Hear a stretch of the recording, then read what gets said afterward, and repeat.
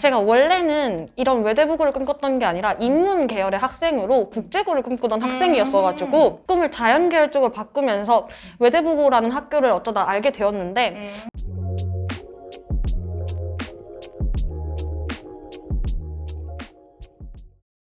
네, 안녕하세요. 정고은입니다. 이번 시간에도 합격자 인터뷰 시간을 가져보려고 하는데 외대부고의 시간을 가져보도록 하겠습니다. 그래서 이 자리에는 제 자랑스러운 제자인 윤정이를 모셨는데요. 네, 윤정이 인사해 주시죠.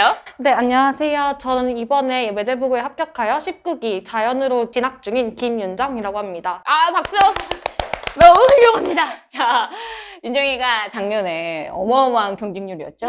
네, 사상 최대 3.6대1 외대부고 경쟁률을 뚫고 붙은 만큼 아마 또 들려드릴 이야기가 많을 수 있을 것 같아요. 그리고 또 윤정이는 제 수업을 작년에 5월부터 들은 아주 오래된 인연이 있는 학생이기 때문에 최대한 많은 내용을 자세히 한번 담아보도록 하겠습니다. 자, 한번 해봅시다. 우선 첫 번째는 외대부고를 선택한 이유에 대해서 같이 한번 얘기를 해봐야 될 것 같아요. 외대부고라는 학교를 어떻게 알게 됐고 또는 언제부터 가고 싶었고 왜 가고 싶었는지 한번 얘기해 볼까요?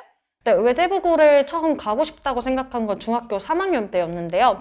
제가 원래는 이런 외대부고를 꿈꿨던 게 아니라 인문 계열의 학생으로 국제고를 꿈꾸던 학생이었어가지고 꿈을 자연 계열 쪽으로 바꾸면서 외대부고라는 학교를 어쩌다 알게 되었는데 거기서 딱 저에게 와닿았던 것이 바로 자율성과 창의성이었습니다. 그 중에서도 대표적인 게 저희 학교에서는 유리프나 소디프 같은 활동을 하는데 특히 이 유리프런 활동이 정말 저에게 와닿았던 것 같은데 그 이유가 저와 같은 분야의 진로를 가진 친구들이랑 어떤 내용에 대해서 심화 탐구를 하고 또 심지어는 실험까지 하면서 이런 결과를 낸다는 게 너무나도 흥미로웠어요. 좋아. 그래서 그러한 점에서 외대부고를 꿈꿨던 것 같습니다. 혹시 소디프 활동도 좀 얘기해 줄 수 있어요? 그건 어떤 거죠? 소디프는 매년 4권의 책을 정해서 1년 동안 한 모듬의 친구들과 이 책을 읽고 토론을 하는 프로그램인데 이번에는 저희는 영문 책 하나, 그다음에 고전 책 하나, 그리고 자율선정 2권으로 해서 4권을 총 진행하고 있고 저 같은 경우는 이번에는 종회기원, 그리고 경제학 책 쪽 하나, 그다음에 사피엔스 영문, 그리고 안락사에 관한 책 한 권을 읽고 있습니다. 좋은데? 그러면 그 활동이 일반적인 독서 토론이랑 좀 다른 점이 있을까요? 그러면? 그 활동이 독서 토론과 다른 점은 한 주제를 학교에서 정해주는 것이 아니라 그 모듬의 친구들하고 정하는 거고 자율적이게? 네, 그걸로 매 월요일마다 읽으면서 친구들이랑 토론을 하는데 결과적으로 이 토론을 하는 게 결국엔 마지막에 스콜라 포디움이라고 12월에 하는 활동을 위해서 이 책 4권을 읽고 거기서 공통된 주제를 통해서 토론을 하는 걸 목적으로 하고 있습니다. 너무 매력적인 프로그램인 것 같은데요, 진짜? 좋아요. 그래서 어쨌든 이제 외대부고를 선택을 하게 됐고. 자, 그러면 어쨌든 쉽지 않은 학교라는 걸 알고 있었을 테니 그 준비 과정에서 학교 활동에 조금 신경 쓴 점이 있을까요? 그러면? 제가 앞서 말했던 것 같이 외대부고를 준비한 거는 좀 늦게 시작했고 국제고를 준비했다 보니까 제 진로였던 외교관을 최대한 생기부에 녹여내려고 노력을 했던 것 같아요. 그래서 예를 들면 책을 읽을 때도 아무 책이나 읽는 게 아니라 외교관이나 법, 정치 관련한 책도 많이 읽었고 그리고 그 외에도 그 수행평가 같은 경우에도 내가 왜 외교관을 꿈꾸고 이런 것이 이 과목과 어떤 연관성이 있는지를 최대한 엮어내려고 했습니다. 그리고 중학교 때는 3년 내내 반장, 부반장이나 학생회는 빠지지 않고 했던 것 같습니다. 좋아요. 여기서 되게 중요한 포인트가 지금 윤정이 말대로 사실 윤정이가 외교관에서 꿈을 바꿨고 그 다음에 학교도 바꿨음에도 불구하고 어쨌든 그런 것들을 조금 챙겨보거나 관리해본 경험이 실질적으로 중3 때 이제 우리가 꿈을 바꾼 상태에서 자소서를 적거나 입시 준비를 할 때 도움이 된 측면이 있던가요? 네, 맞아요. 제가 외교관에서 바꿨음에도 불구하고 제가 예를 들면은 그 외교관을 위해서 번역봉사 활동을 했었는데 그 활동이 실질적으로 외대부고 면접을 준비하면서 영어 공부를 어떻게 했는지에 대해 맞아요. 얘기를 할 때 다른 친구들과는 다른 저만의 독특한 경험이 있다 보니 그런 점에서 좀 유리했던 것 같습니다. 너무 훌륭합니다. 사실 또 보시는 분들이 가장 궁금해하는 게 선행이죠. 왜냐면 또 외대부고가 워낙 이제 그런 소문들이 많고요. 어떤 소문인지 직접 언급하지 않겠습니다. 아무튼간 그래서 실질적으로 윤정이가 입학하기 전까지 선행의 정도가 어땠는지 그리고 확실히 입학을 하고 나서 선행의 영향이 어느 정도인 것 같은지 본인의 예시 또는 친구의 예시를 통해서 한번 얘기해 주시겠어요? 우선은 윤정이는 선행을 어떻게 하고 있었죠? 먼저 저는 국어 같은 경우에는 모의고사를 중점적으로 공부를 했었는데 모의고사를 중점적으로 공부한다는 게 무작정 모의고사만 푼다는 게 아니라 그 전에 문법이나 운문, 산문 개념 같은 거를 다 익힌 후에 모의고사를 풀었고 그다음에 비문학 같은 경우가 제일 궁금하실 텐데 비문학은 일단 모의고사를 한번 풀고 그 모의고사에 나온 비문학을 정리하는 걸 중심으로 공부를 했어요. 그러니까 무작정 문제만 많이 풀기보다는 이 문제가 왜 이런 문장을 썼고 이런 문제를 어떻게 만들었는지를 분석하면서 오답 정리를 하는데 중점을 두었던 것 같습니다. 그다음에 좋아요. 영어 같은 경우에는 중학교 1학년 때부터 3학년 때까지 모의고사를 중점적으로 공부했고 특히 중학교 3학년 때는 수능 특강 문제집을 풀면서 영어를 공부했었습니다. 그다음에 네. 수학은 사실 중학교 2학년 때까지는 중학교 수학 개념과 고등 수학 상만 했었어요. 그래서 사실 선행에 대해서는 크게 말을 해줄 게 없는데 근데 제가 딱 얘기해드리고 싶은 건 수학을 공부할 때 오답 노트를 꼭 하셨으면 좋겠어요. 왜냐하면은 문제를 많이 푸는 것도 중요한데 결국에 문제를 계속 풀다 보면 내가 틀리는 문제만 틀리더라고요. 그래서 어디서 내가 이 문제를 잘못 풀었고 만약에 내가 그 문제를 접근하지 못했다면 어떤 아이디어로 접근해야 되는지 그 아이디어를 정리하는 게 정말 중요하다고 생각을 해요. 그래서 그런 오답 노트 꼭 하셨으면 좋겠습니다. 좋아요. 그럼 어쨌든 윤정이는 본인 생각에 또는 외대부고 입학생들 기준으로 봤을 때도 수학 선행이 많이 된 편은 아니었다라는 건가요? 그러면? 수학 선행을 사실은 미적분까지 개념은 돌렸는데 네. 개념까지만 돌렸지 실질적으로 문제는 그렇게 잘 푸는 정도는 아니었던 것 같아요. 그냥 오케이. 모의고사 봤을 때 2, 3점만 풀 수 있는 정도?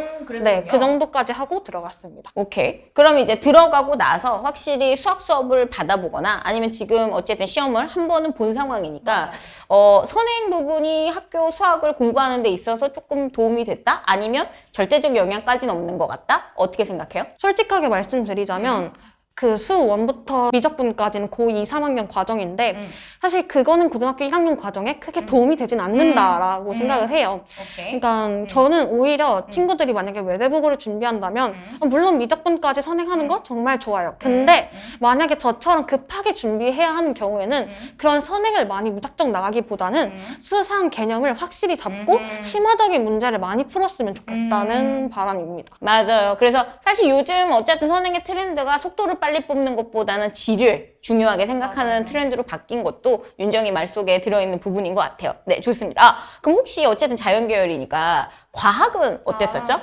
과학도 제가 물화생지 원까지는 다 하고 들어갔는데 4개 원을 네, 다 하고 들어갔어요. 오케이. 근데 이것도 급하게 중학교 3학년 때부터 나간 거라 막 그렇게 막 심화적으로 한 것도 아니고 개념이랑 문제를 풀 수 있는 정도까지만 했고 근데 그 중에서도 저는 화학이랑 생명을 좋아해요.